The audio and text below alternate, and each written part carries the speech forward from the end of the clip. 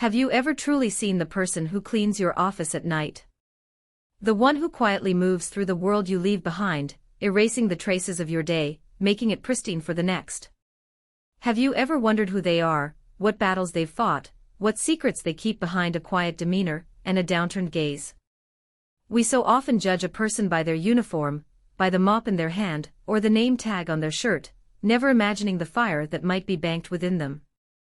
This is a story about a woman they thought was nothing, a ghost in the hallways. They stabbed her in the back, believing she was weak, invisible, and alone. They made a fatal miscalculation. They didn't know her past, and they didn't understand the first rule of the world she came from: Navy SEALs always settle the score.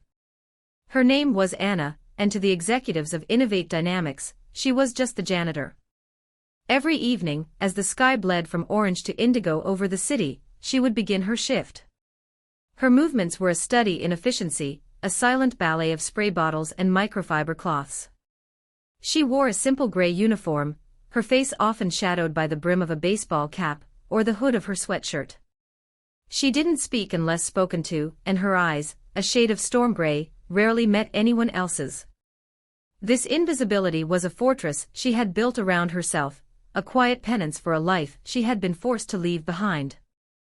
The gleaming corridors of the tech giant were a world away from the dust and chaos of Kandahar, but sometimes, in the reflection of the polished marble floors, she would see a ghost of the woman she used to be, Lieutenant Commander Anna Petrova, leader of Trident Unit 7. A woman forged in the harshest environments on Earth, whose mind was a weapon as sharp as any blade she had ever carried. But a single, catastrophic mission had shattered that life, leaving her with wounds no one could see, and a deep-seated need for silence, for order, for the simple, tangible task of making something dirty clean again. The employees of Innovate Dynamics rushed past her, their minds on deadlines, stock options, and weekend plans. They saw her cart, her uniform, her downcast eyes, and they saw nothing more. Marcus Thorne, the head of security, was the worst. He was a man whose tailored suits were as sharp as his condescending smirk. He never acknowledged her presence, except for the occasional, dismissive wave of his hand if she was in his way. To him, she was less than a person, she was an obstacle, a piece of the building's machinery. He had no idea that as he strode past, Anna was cataloging everything about him: the slight sheen of sweat on his brow that belied his cool exterior, the way his eyes darted towards the security cameras, the subtle tension in his jaw. Her training was so deeply ingrained it was instinct. She saw the world in angles, threats, and escape routes. And in Marcus Thorne, she saw a threat. She just didn't know yet who he was threatening. The pressure inside Innovate Dynamics had become a palpable thing, a low hum of anxiety that vibrated through the glass walls of the executive suites. At its epicenter was Alastair Finch, the company's founder and CEO. Finch was a visionary, a man who had built an empire on a foundation of brilliant, audacious ideas. But now his empire was under siege from within.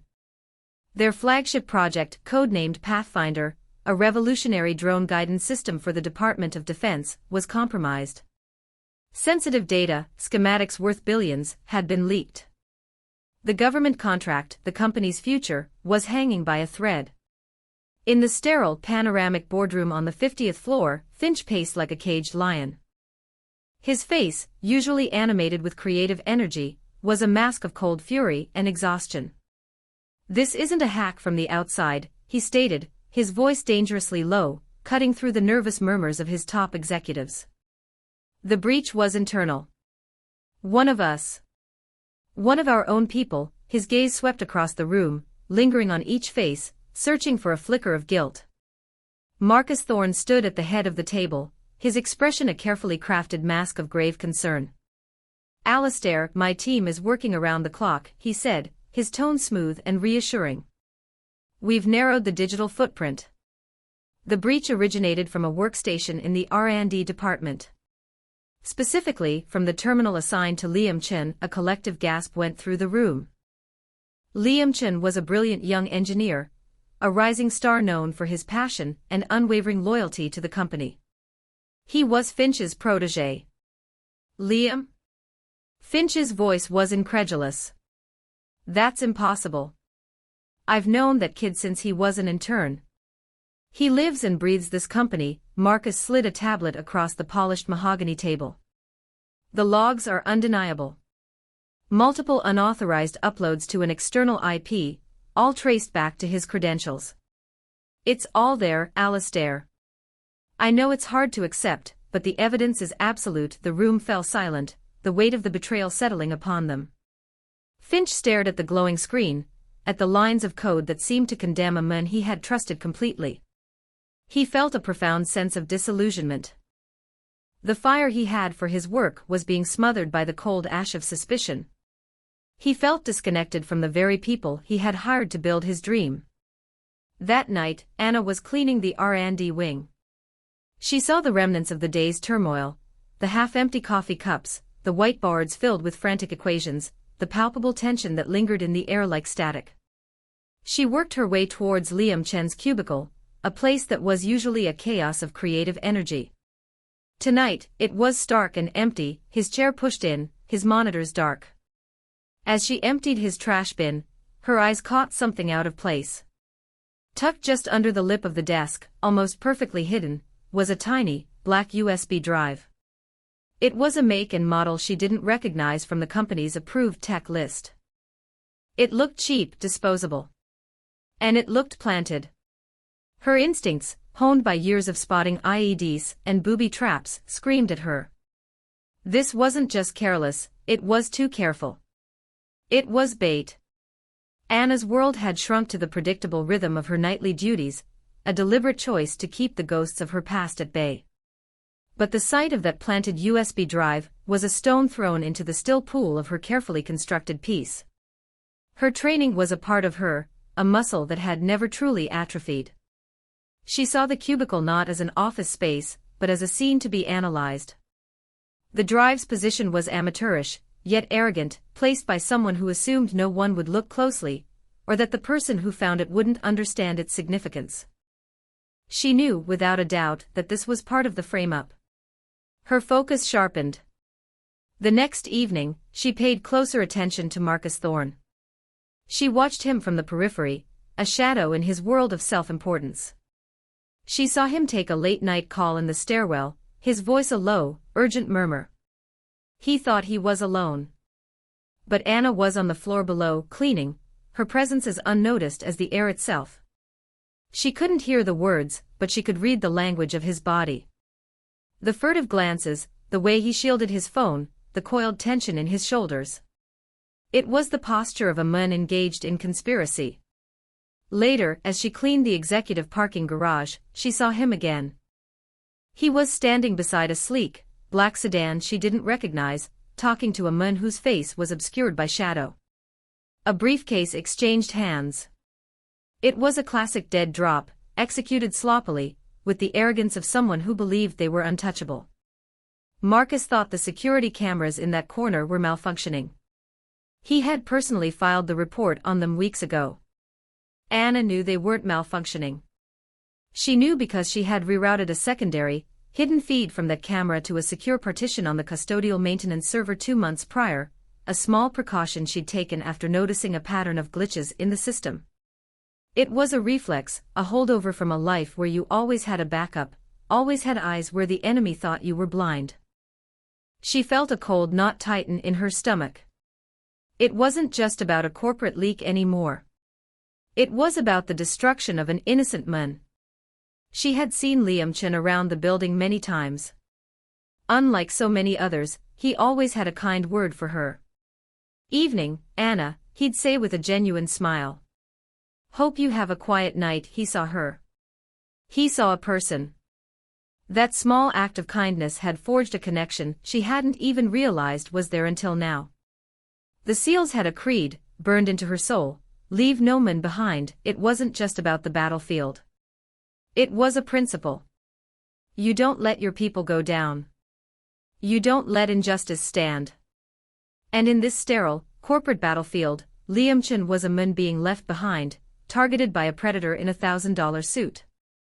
Seeing him being used as a pawn reawakened a part of her she had tried to bury, the protector, the warrior. The axe fell the next afternoon. The betrayal was not a quiet, private affair, it was a public execution designed to send a message. Marcus Thorne, flanked by 2 uniformed security guards, strode into the open-plan R&D department. The entire floor fell silent, the clicking of keyboards ceasing as everyone turned to watch the unfolding drama. Liam Chen was at his desk, trying to work, his face etched with worry. "Liam Chen," Marcus announced, his voice booming with false authority, "you are suspended, effective immediately, pending a full investigation into corporate espionage. Please gather your personal belongings. You will be escorted from the premises." Liam looked up, his expression a mixture of shock and disbelief. "What? Corporate espionage? Marcus, this is a mistake. I would never." "The evidence says otherwise," Marcus cut him off coldly, gesturing to the guards. "We have the server logs. We have the unauthorized device found at your workstation. It's overt." The guards moved in, their presence an overwhelming physical statement. Liam's colleagues stared, some with pity, some with suspicion, none daring to intervene. He was isolated, condemned without a trial. As they led him towards the elevators, his eyes scanned the faces of the people he had worked with, laughed with, created with. He was looking for an ally, for someone who believed him, but found only averted gazes and frightened silence. Anna was cleaning the glass partition of a nearby conference room, her reflection a faint specter in the scene. She watched Liam's shoulders slump in defeat, the fight draining out of him. She saw the triumphant, predatory glint in Marcus Thorne's eyes. This was the stab in the back, sharp and brutal. It wasn't just a career being ruined, it was a life. The public humiliation was a poison, designed to stain him permanently. In that moment, Anna felt the ice around her heart crack. The quiet life she had sought, the anonymity she craved, suddenly felt like a coward's refuge. She had spent years running from the battle, trying to silence the commander's voice in her head. But that voice was now screaming. It was screaming that this was wrong. This was an ambush. This was an enemy action on friendly soil. And she was standing by, watching it happen. The image of Liam's betrayed face was seared into her mind. It mixed with other faces, other fallen comrades from a past she could never escape. The guilt, the responsibility, the warrior's ethos, it all came rushing back. She wiped a smudge from the glass, her hand steady, but inside, a war had just been declared. She had a choice. She could retreat back into the shadows, maintain her fortress of silence, and let an innocent man be destroyed. Or she could step back onto the battlefield. She could use the skills that had been forged in fire and darkness to fight a different kind of war, a war of shadows and information, right here in these hallowed halls of innovation. The decision was never really in question. They had left a man behind. She was going to get him back. That night, the Innovate Dynamics building felt different to Anna. It was no longer a sanctuary of quiet repetition, it had become a battle space. The hum of the servers was the sound of enemy communication. The blinking lights of the security cameras were watchtowers. She pulled the hood of her sweatshirt up, not to hide, but to focus. The transition was seamless. The janitor receded, and the operator emerged. Her first objective was evidence. Marcus had built his case on a planted USB drive and doctored logs. She had to dismantle it, piece by piece. She started with the drive she had found. Wearing disposable nitrile gloves from her supply cart, a habit from handling sensitive materials, she retrieved it from its hiding place. It was a simple data storage device, but she knew it would be loaded with tracking software and malware, designed to create a digital trail leading straight back to Liam. She wouldn't plug it into any company machine.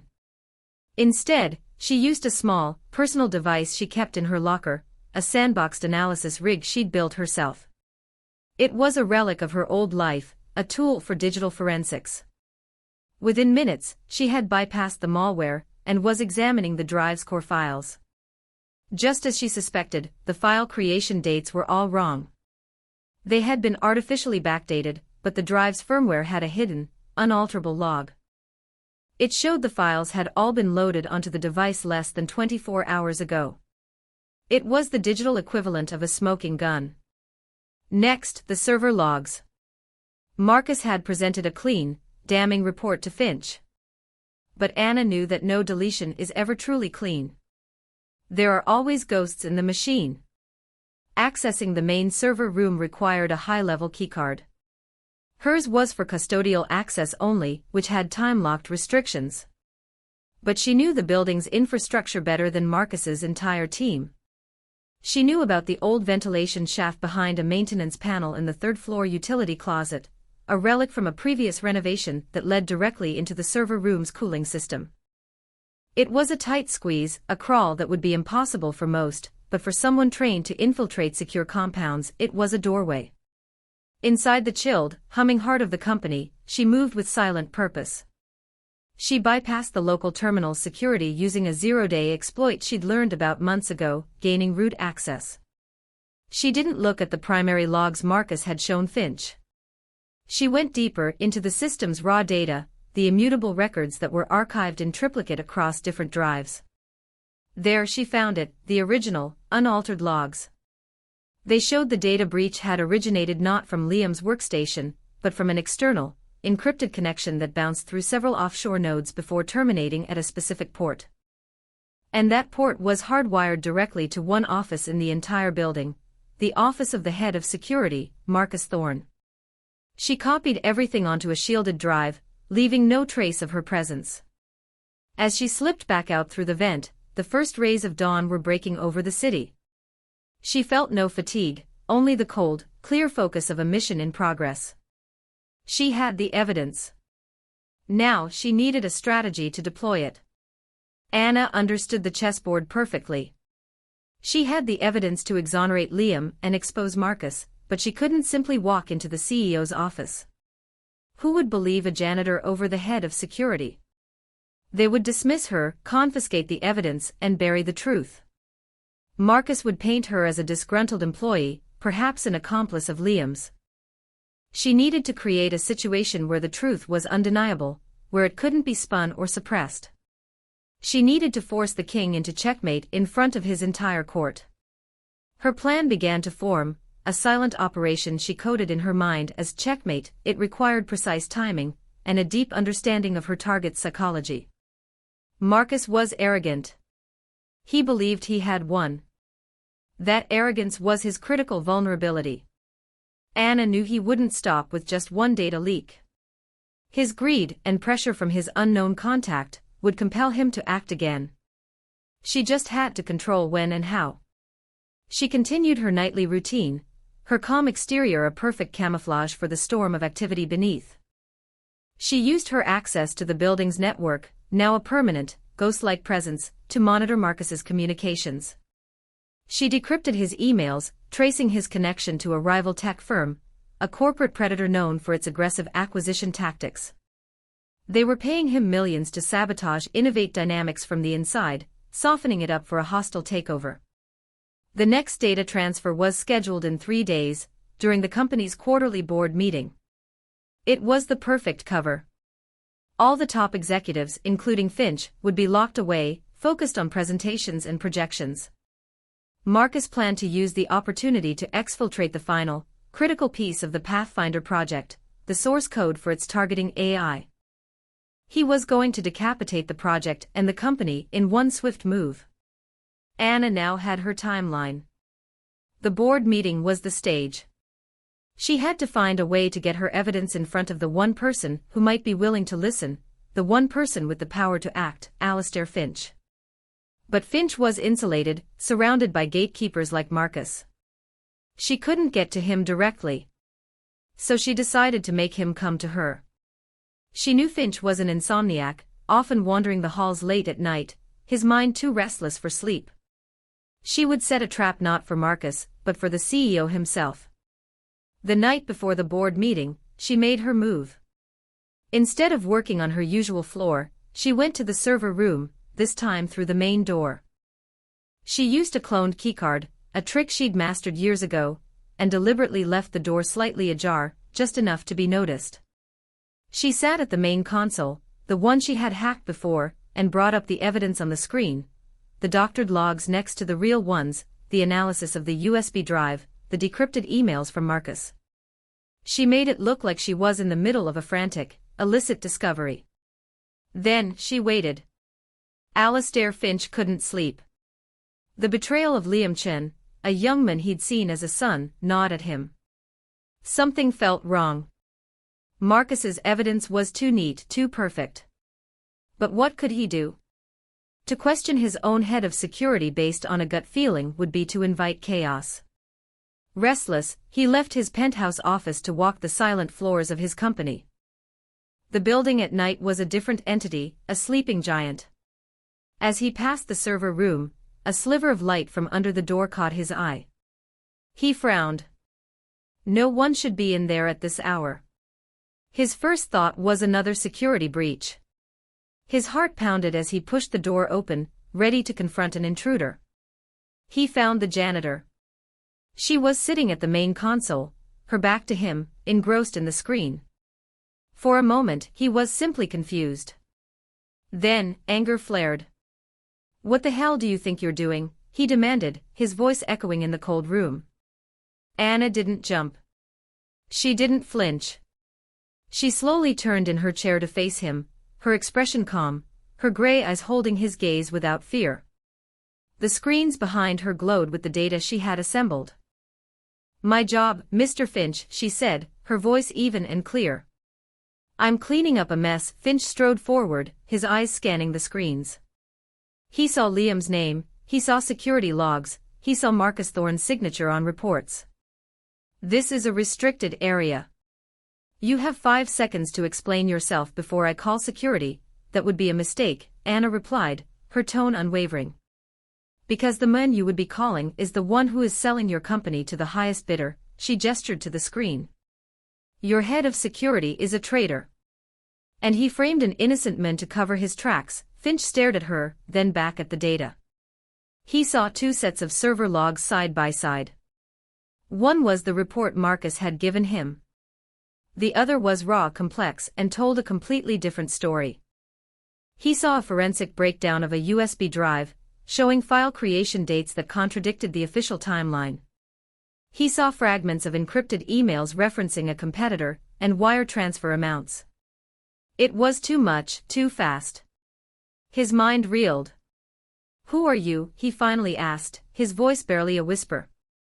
This quiet woman, who he had passed in the hallways 1,000 times without a second glance, was presenting him with a conspiracy that reached the very heart of his company. Her analysis was more sophisticated than anything his own multi-million-dollar security team had produced. "That doesn't matter right now," Anna said. "What matters is that in less than 12 hours, Marcus Thorne is going to upload the source code for Pathfinder during the board meeting. When he does, this company will be finished. I have the proof. But I need your help to stop him." Alastair Finch looked into her eyes. He saw no deception, no personal agenda. He saw an intensity and a certainty that he had only ever seen in the eyes of the most elite soldiers he'd met during his work with the Department of Defense. In that moment, he made a choice. He ignored every rule, every protocol, and trusted his gut. He trusted the janitor. "What do you need?" Finch asked, his voice now steady, the initial shock replaced by a cold, decisive anger. He had moved from a state of frustrated ignorance to one of active leadership. The disconnect he felt was gone, replaced by the sharp focus of a man defending his life's work.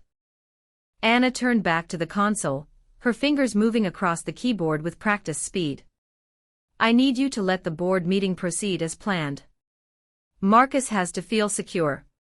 He has to believe he's in complete control, and then I need you to give me administrative access to the boardroom's network and presentation systems. Full control, no firewalls, no oversight. And I need it to be completely invisible to your IT department, especially to Marcus's team." Finch didn't hesitate. He pulled out his personal tablet, his fingers flying across the screen, as he entered his master credentials. A series of authorization codes and back-end protocols were overridden. "You have it," he said, holding the tablet out to her. "The entire system is yours." It will be as if you don't exist on the network, Anna nodded, plugging her own shielded drive into his tablet. She uploaded a small, elegant piece of software she had written overnight. It was a Trojan horse, designed to give her a hidden, master key to every digital system in the building. "Thank you, sir," for the first time, she offered a small, grim smile. He won't know what hit him. The rest of the night was a blur of silent, intense preparation. Finch and Anna, the CEO and the janitor, worked side by side in the server room, an alliance forged in crisis.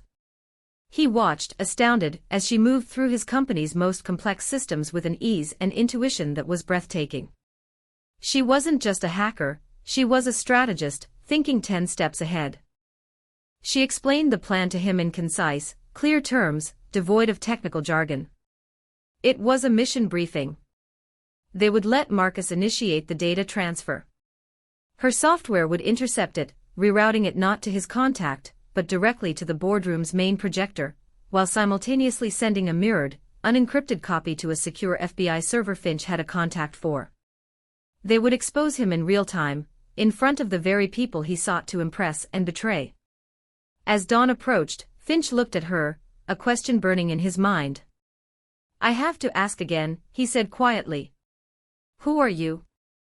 Anna paused, her gaze distant for a moment, as if looking at a world he couldn't see. "I was a lieutenant commander in the Navy," she said, her voice soft. "Naval Special Warfare. My team called me Valkyrie." The name hung in the air between them, heavy with unspoken history. Finch simply nodded, a new level of understanding and respect dawning on his face. He wasn't just trusting a brilliant janitor. He was trusting a SEAL. He knew then, with absolute certainty, that Marcus Thorne's career, and his freedom, were about to end. The score was about to be settled. The boardroom was tense. The air was thick with the smell of expensive coffee and quiet anxiety. The company's future was on the line, and the board members shifted in their leather chairs, their faces grim. Alistair Finch stood at the head of the table, his expression unreadable. Marcus Thorne, looking confident and in charge, was delivering a presentation on enhanced security measures in the wake of the Liamchin incident. He spoke of loyalty, of vigilance, of rooting out the traitors among them. The dramatic irony was suffocating. Anna was nowhere to be seen. She was 2 floors below, in a small, forgotten comms closet, her laptop open, her screen a cascade of code. She was a ghost in the machine, her consciousness spread throughout the building's digital nervous system. She had eyes and ears everywhere. She watched through the boardroom's camera as Marcus finished his speech to a round of somber applause. She saw him sit down and discreetly pull out his personal tablet, believing himself hidden from view by the angle of the table. On her screen, she saw his device connect to a hidden Wi-Fi network he had set up. The final act had begun. "Now for the quarterly projections," Finch announced, his voice steady. As the CFO began his presentation, Anna saw the upload begin. Marcus was transmitting the Pathfinder source code. Her own software instantly sprang into action. The trap was sprung. In the comms closet, Anna typed a single command line and hit enter, execute_checkmate. In the boardroom, the CFO's presentation of charts and graphs suddenly vanished from the massive 8K screen at the front of the room. It was replaced by a live feed of a data transfer in progress.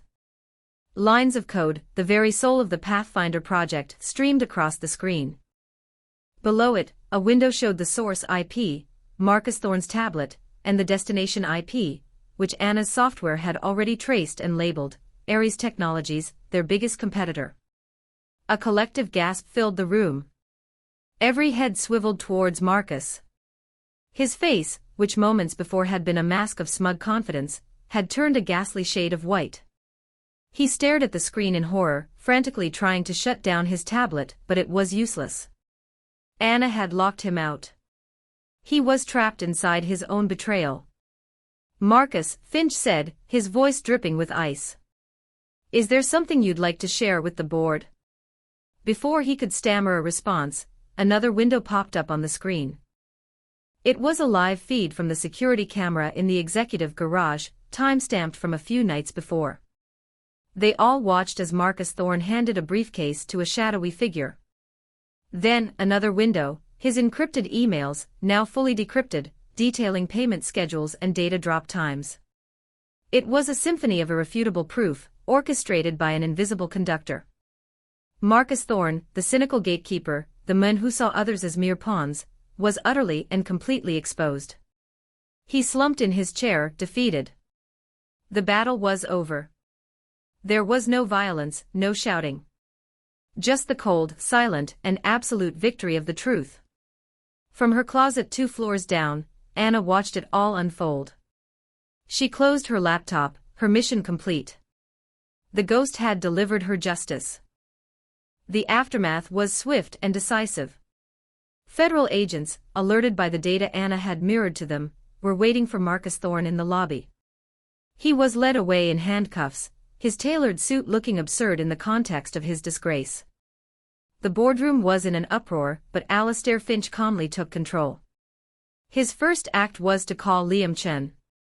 He apologized personally, on behalf of the entire company, and not only reinstated him but promoted him to lead the R&D department, giving him the resources and the trust he had always deserved. The next day, Finch found Anna on her usual cleaning route. The hallways buzzed with the news, but she was just as she always was, quiet, focused, wiping down a window. "They're calling you the ghost," Finch said, standing beside her. "The IT guys are still trying to figure out how it was done. They can't find a trace of you," Anna just shrugged, a faint smile on her lips. "That was the point. I want to offer you a job," Finch said, his voice sincere. "Marcus's old position. Head of Global Security. Name your price." "The job is yours." Anna stopped her work and looked at him. For the first time, her eyes held no shadows.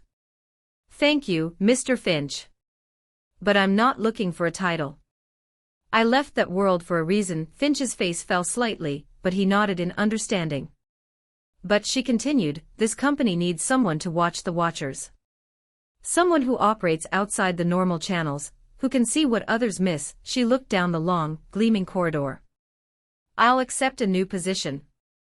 Operational Integrity Analyst. I report only to you. I keep my own hours. And," she added, a hint of steel in her voice, "I get a key to every room in this building." "No exceptions." Finch broke into a broad, genuine smile. "It's done," he said, extending his hand. Anna took it, her grip firm and strong. Her journey from the shadows was complete. She hadn't become a high-powered executive, but she had found something more valuable, a purpose that honored both parts of her identity, the quiet janitor and the elite warrior. As she walked the halls now, things were different. People saw her. They didn't know her story, not all of it, but they saw the quiet strength that radiated from her. They saw the respect in the CEO's eyes when he passed her. They no longer saw a uniform, they saw a guardian. And so we ask you again, who are the invisible people in your life? They stabbed her in the back, thinking she was just a cleaner. They judged her by her silence and her humble job. They forgot that the strongest among us are often the ones who have no need to announce their power. They forgot that integrity is a weapon that no amount of deceit can overcome. Never, ever underestimate the quiet ones. Their story may not be as dramatic as Anna's, but in their silence lies a fortitude and a character you can't possibly imagine. Share this story if you believe every person deserves respect, regardless of their station in life. Remind someone today that their true worth isn't defined by a job title, but by the strength and integrity of their heart. Comment below with a time you realized you underestimated someone, and let's celebrate the hidden heroes all around us.